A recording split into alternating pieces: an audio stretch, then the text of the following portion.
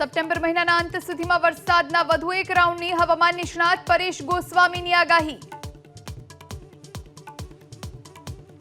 2 થી લઈને 5 ઇંચ સુધીના વરસાદો છે એ સપ્ટેમ્બરના છેલ્લા અઠવાડિયામાં નોંધાય તેવી શક્યતાઓ દેખાઈ રહી છે।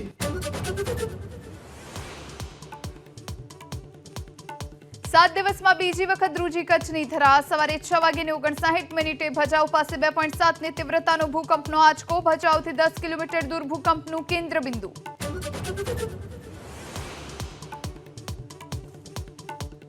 સૌરાષ્ટ્ર યુનિવર્સિટીમાં ધમધમતી દેશી દારૂની ભઠ્ઠીનો પર્દાફાશ। કેમ્પસ નજીક ઓરડીઓમાંથી પોલીસે રેડ પાડી ઝડપ્યો 32 લીટર દેશી દારૂ। અંકિત નામના શખ્સની ધરપકડ।